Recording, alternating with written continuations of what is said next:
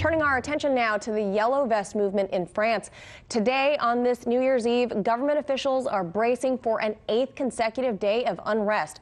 Over the weekend, more than 12,000 anti-government protesters clashed with armed police. And like previous days, today, police will be out in force. The Interior Ministry confirmed 147,000 officers will be present across the country, especially at popular gatherings during New Year's Eve celebrations.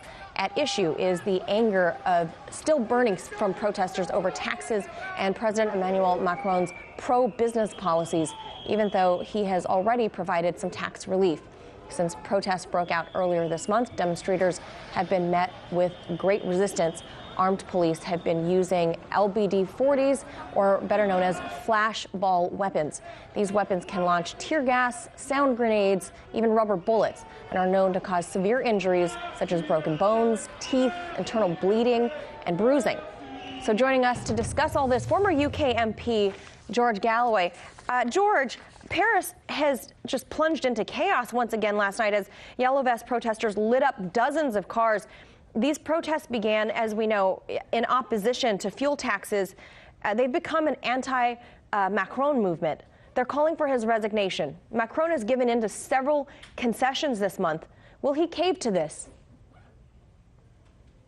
Well, exactly this time last year, Macron declared that 2018 would be a year of national cohesion, and it is ending in complete chaos. This is a total disaster for the so-called centrist politics of Macron. We call it Blairism here in Britain. It's a catastrophe for the EU because it is all the chickens of their austerity neoliberal economics over the last decade coming home to roost.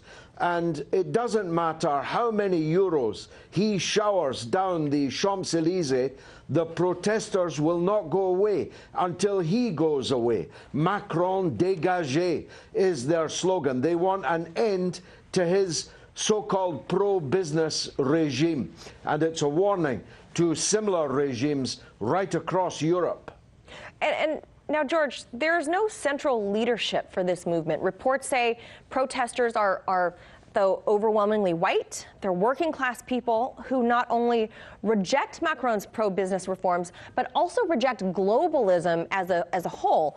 But there are people within this movement who have been seen chanting homophobic, anti-Muslim, anti-Semitic slogans. Your thoughts on that?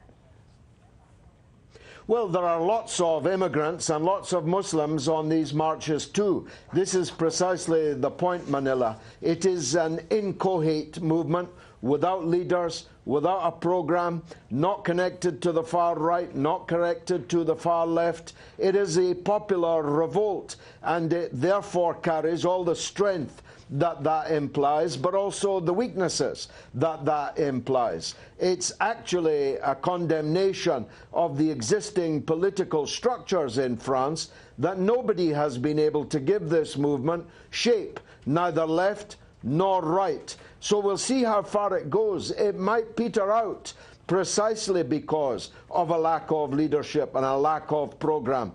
On the other hand, it might take President Macron with it. And I'm glad you mentioned that because we're looking at 7 or 8 similar type protests from the Yellow Vest. The crowds have noticeably thinned out over all these protests as the weeks grow on. They're a grassroots movement, as you mentioned, no political affiliation, no attachment to any political party.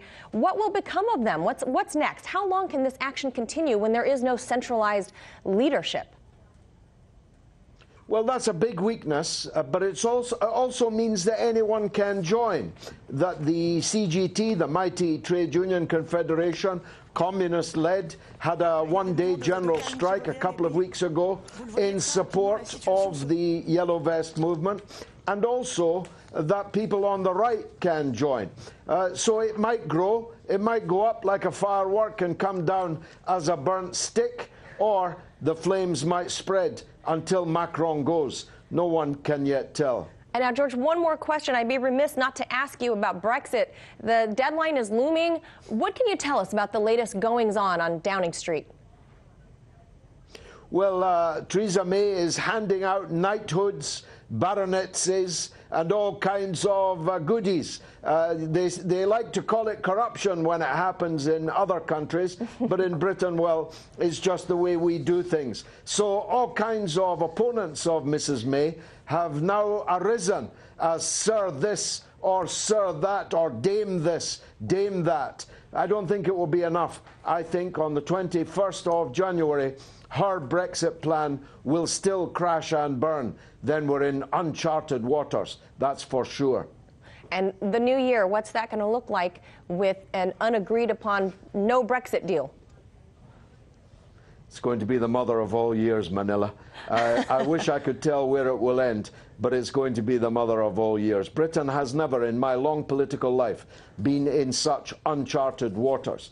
Not since 1940, 1941, when Hitler was at the Channel ports and nobody else was left in the war except us, has there been a moment of such great historical importance. Unfortunately, there are no Winston Churchills in this picture. I got to tell you, that gave me chills. Thank you so much, as always, sharing your expertise and insight with us. George Galloway. Pleasure. Hey YouTube, thanks for checking out our channel. We hope you enjoyed the video. We have tons of content for you just like this. For more of RT America's one-of-a-kind news and analysis, be sure to subscribe and never stop questioning more.